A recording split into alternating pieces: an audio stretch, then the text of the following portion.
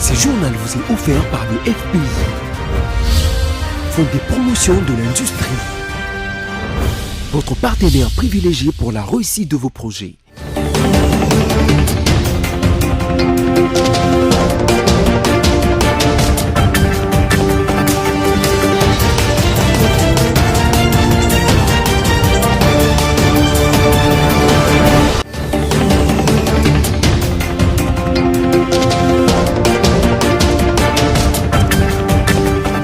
Mesdames, Messieurs, bonsoir et merci de suivre ce journal sur BSC Télévision. Le monde célèbre ce dimanche 8 mars la journée internationale des droits de la femme. En République démocratique du Congo, le déroulement des activités aura lieu le même dimanche au Stade des Martyrs à 8 h, une occasion de conscientiser les Congolaises et Congolais sur les droits des femmes. Après les manifestations de la population contre l'insécurité à Lubumbashi, le gouverneur du Haut-Katanga, Jacques Kabula Katoué, appelle la population à la retenue au calme ce 5 mars 2020 dans la province du Haut-Katanga. Il condamne les tentatives de récupération politique et de tribalisation de cette affaire. Le taux de mortalité du coronavirus est actuellement de 3,4%, révisant les estimations qui proviennent d'une revue américaine JAMA. Selon les analystes, le virus ne survit pas à des nettoyages de surface contaminés à l'aide d'un désinfectant d'usage courant 2 fois par jour.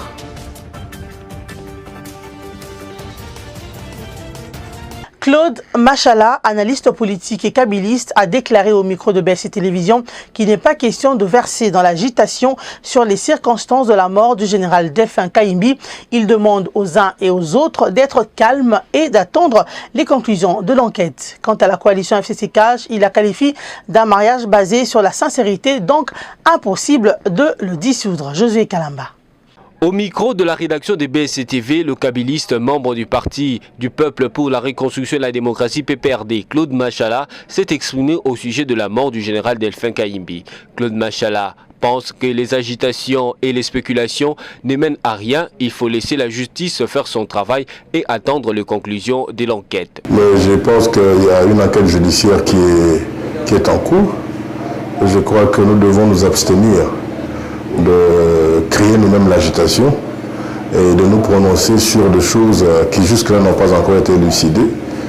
Et à ce que je sache, l'armée est apolitique.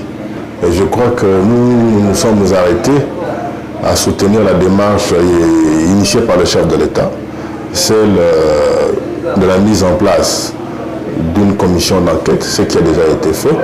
Et nous attendons les conclusions de cette commission d'enquête et les conclusions le plus tôt possible.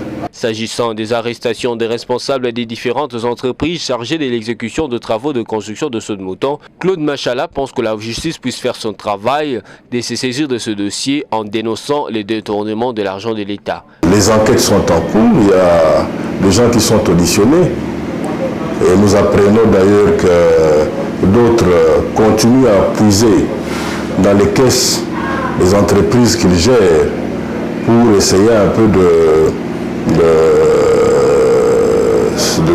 de se sortir des griffes de la loi ou de la justice. Et là, je souhaite assez que l'État prenne les dispositions nécessaires. Parce que quand vous laissez un gestionnaire continuer à accéder à la caisse, et il risque même de compliquer les enquêtes en cours. Par ailleurs, Claude Machala souhaite la pérennité de la coalition FCC-CAJ car l'avenir du pays en dépend. La ville de Lubumbashi a été en ébullition hier mercredi 4 mars 2020 dans la matinée. La population a exigé donc les démissions du gouverneur et de son ministre de l'Intérieur. À cet effet, le gouverneur du Haut-Katanga, Jacques Kabula, appelle la population de Lubumbashi à la retenue au calme ce 5 mars 2020 dans la province du Haut-Katanga. Il condamne les tentatives de récupération politique et les tribalisations de cette problématique d'insécurité. Suivez ce reportage de Christelle Guenda rendu par Stella Hachema.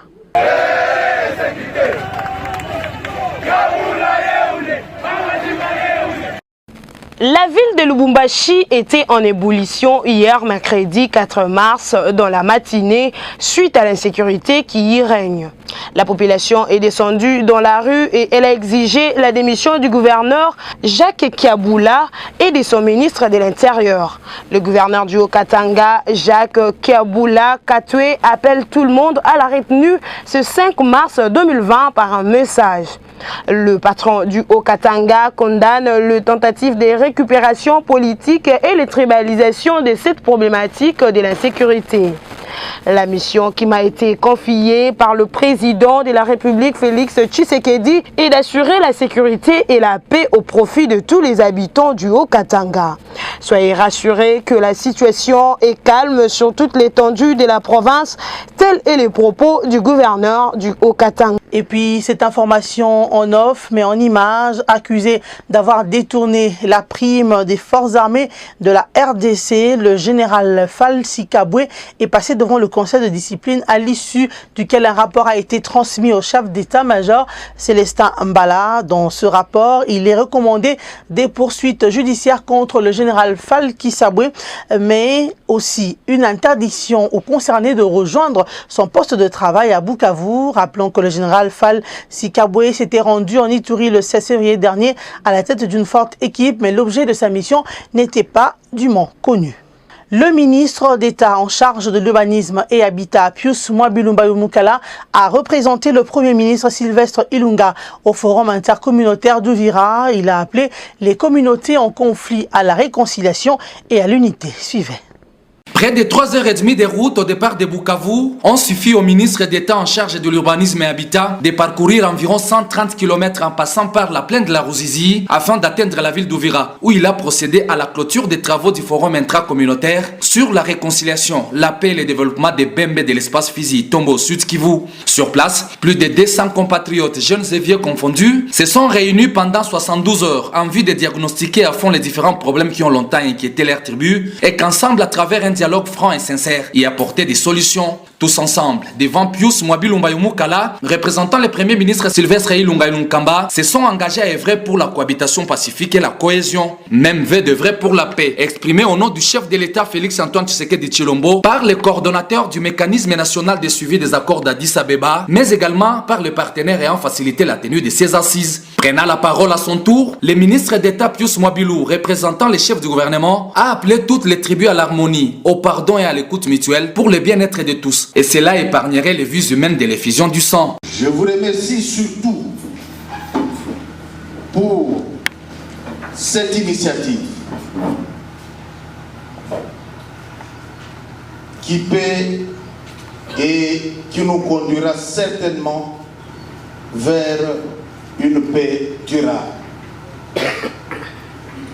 Que là où il y a la haine et le ressentiment, que nous y mettions désormais l'amour, la miséricorde dans la justice. Des participants à ces assises, comme les organisations de la société civile locale, restent également engagés à vivre dans la cohésion avec toutes les tribus, mais dans le respect des lois coutumières et ancestrales. Les impressions sont positives. Et je pense que les Babembe se sont exprimés librement entre eux. Tout le monde a parlé librement pendant les 3 jours. Et les recommandations que nous avons ressorties, nous pensons que le chef de l'État et le chef du gouvernement vont en tenir compte pour que la paix revienne dans notre espace physique. Certes, la paix, la cohabitation pacifique, c'est une question fondamentale à ce que les gens vivent en paix, en cohabitation, pour trouver au moins le bien-être des communautés.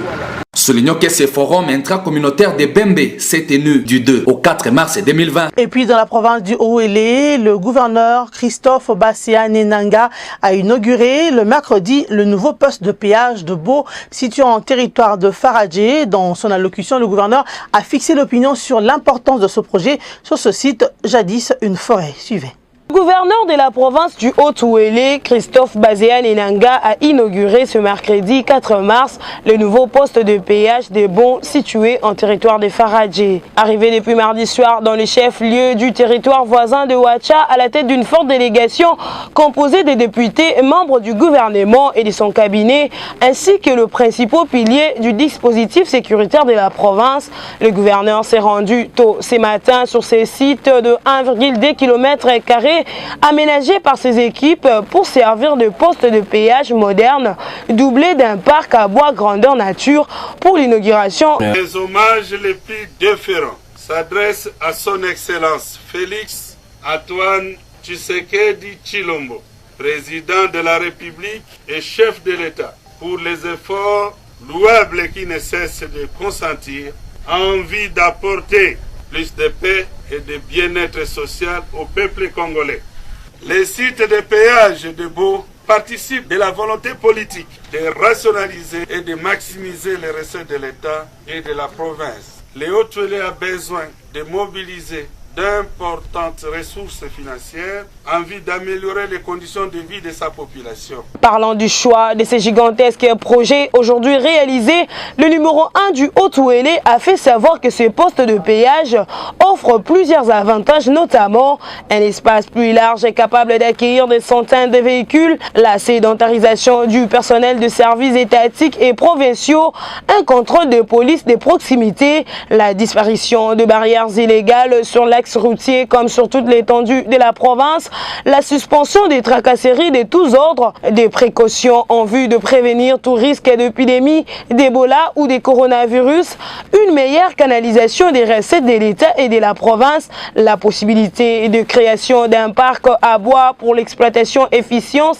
ou encore l'ouverture à terme de grands entrepôts de vente en gros des articles divers à des tarifs compétitifs. Il faut rappeler que dans sa politique, Christophe Baséane-Enanga projette d'ériger des postes de péage sur tout le point d'entrée de sa province pour maximiser les recettes publiques provinciales. Nous l'avons dit au sommaire, c'est le dimanche 8 mars 2020 que le monde va célébrer la Journée internationale des droits des femmes en République démocratique du Congo.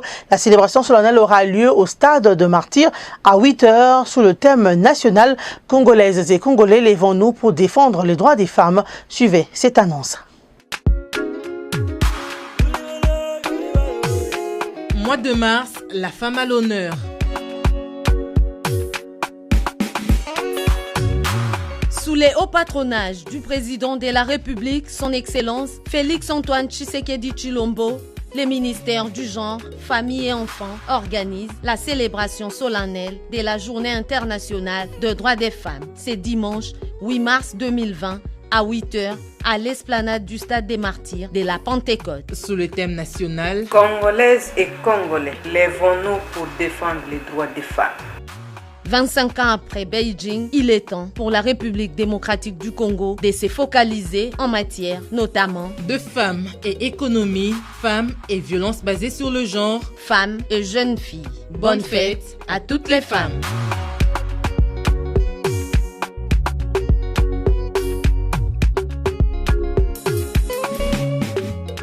L'Organisation mondiale de la santé a déclaré que le taux de la mortalité du coronavirus est actuellement à 3,4%, révisant les estimations qui proviennent d'une revue américaine JAMA. Selon les analystes, le virus ne survit pas à des nettoyages de surface contaminés à l'aide d'un désinfectant d'usage courant 2 fois par jour. Encore une fois, Christelle Genda. L'Organisation mondiale de la santé OMS a déclaré mercredi 4 mars 2020 que ce taux de mortalité du coronavirus de 3,4%, révisant à la baisse ses estimations par une revue américaine JAMA. Ce taux pourrait encore être revu à l'avenir. L'étude est estimée par les chercheurs du Centre national des maladies infectieuses de Singapour et du DCO, National Laboratoire, après que le coronavirus s'est propagé dans certains hôpitaux chinois. Cela a poussé des scientifiques vers l'hypothèse selon laquelle la contamination environnementale est un facteur important dans la transmission de la maladie. À titre de rappel, les virus identifiés pour la première fois dans la province d'Hubei en décembre a désormais infecté plus de 95 000 personnes et en a tué plus de 3 200 dans 81 pays. Le virus ne survit pas au nettoyage 2 fois par jour des surfaces contaminées à l'aide des désinfectants d'usage courant, ont conclu les analystes. En dehors de nos frontières, le président de la République de Côte d'Ivoire a annoncé ce jeudi 5 mars 2020 devant les 2 chambres du Parlement ivoirien réunies en congrès qu'il ne sera pas candidat pour un 3e mandat. Alassane Dramane Ouattara dit être fier d'avoir servi le pays pendant ces 2 quinquennats. José Kalamba nous en parle. Le président de la Côte d'Ivoire, Alassane Ouattara, annonce qu'il ne sera pas candidat à la présidence d'octobre 2020 pour un 3e mandat. Alassane Ouattara a évoqué les respects des engagements pour justifier cette décision. Cela a été un honneur de servir mon pays, a dit le président ivoirien dans une déclaration ce jeudi 5 mars 2020 devant les 352 parlementaires réunis en congrès dans l'amphithéâtre Fondation Félix Houphouët-Boigny à Yamoussoukro. Rappelons qu'Alassane Ouattara est président de la République de Côte d'Ivoire depuis le 6 mai 2011 en remplacement de Laurent Gbagbo. Mesdames, Messieurs, il est temps de vous rappeler les principaux titres de ce journal. Le monde célèbre ce dimanche 8 mars la journée internationale des droits de la femme. En République démocratique du Congo, le déroulement des activités aura lieu le même dimanche au Stade des Martyrs à 8 h, une occasion de conscientiser les Congolaises et Congolais sur les droits des femmes. Après les manifestations de la population contre l'insécurité à Lubumbashi, le gouverneur du Haut-Katanga, Jacques Kabula Katoué, appelle la population à la retenue et au calme ce 5 mars 2020 dans la province du Haut-Katanga. Il condamne les tentatives de récupération politique et de tribalisation de cette affaire. Le taux de mortalité du coronavirus est actuellement de 3,4%, révisant les estimations qui proviennent d'une revue américaine JAMA. Selon les analystes, le virus ne survit pas à des nettoyages de surface contaminés à l'aide d'un désinfectant d'usage courant 2 fois par jour.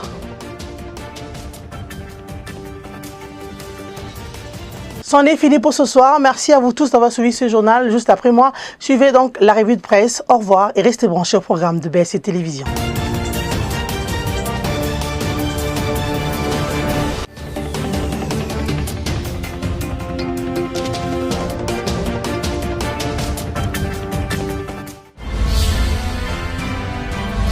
Ce journal vous a été offert par le FPI, Fonds des promotions de l'industrie, votre partenaire privilégié pour la réussite de vos projets.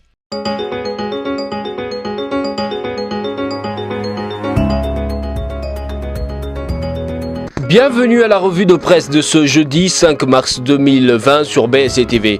Commençons par ce titre de congovirtuel.org. Israël-Palestine, Tshisekedi engage la RDC sans la RDC. Alors que la diplomatie est un domaine de collaboration avec le gouvernement, le chef de l'État engage les pays dans la délicate question israélo-palestinienne sans concertation avec l'exécutif national. Une dangereuse allégation solitaire aux Américains qui ne démontre aucun grain pour la RDC et ne viserait clairement qu'à infléchir l'écosystème politique interne au profit d'un leadership personnel, alors qu'elle énerve gravement la neutralité de l'Union africaine sur cette question et pose une hypothèque sur la diplomatie congolaise de la géopolitique internationale clivée sur cette même question. En quelques 14 mois de pouvoir, Félix Tshisekedi s'est rendu 4 fois aux États-Unis d'Amérique, 3 visites reconnues comme officielles et une, l'avant-dernière, demeurée mystérieuse à ce jour. Poursuivons cette revue de presse avec Forum des As qui titre primature « Faux procès pour obtenir la tête d'Ilunga Ilunkamba ». Ironie du calendrier, c'est un peu plus d'une semaine après la rencontre des communautés du Grand Katanga avec le président de la République honoraire Joseph Kabila à Kingakati dans les cadres de présentation de vœux, voilà qu'une campagne anti-Ilunga fait jour. Alors que sur les terres du Raïs dans la banlieue est de Kinshasa, les représentants de l'espace katangais avaient unanimement renouvelé leur confiance au Premier ministre Ilunga qui qui du reste conduisait cette importante délégation. De l'avis d'observateurs, l'agitation en cours est d'autant plus contre-productive que le pays a beaucoup plus besoin de cohésion en vue de canaliser ses efforts sur la voie du développement. Bouclons cette revue de presse avec ce titre d'Okapi.net. Délestage à Kinshasa, la SNEL évoque la vétusté des câbles électriques. La Société nationale d'électricité SNEL a identifié plusieurs facteurs au faible taux d'alimentation de l'énergie électrique à Kinshasa. D'après les directeurs chargés d'exploitation et maintien au département des distributions à Kinshasa, Denis Tukuzu, les récentes pluies sont venues perturber les fonctionnements du réseau électrique. Denis Tukuzu évoque également la vétusté très avancée de câbles de distribution de l'électricité à Kinshasa.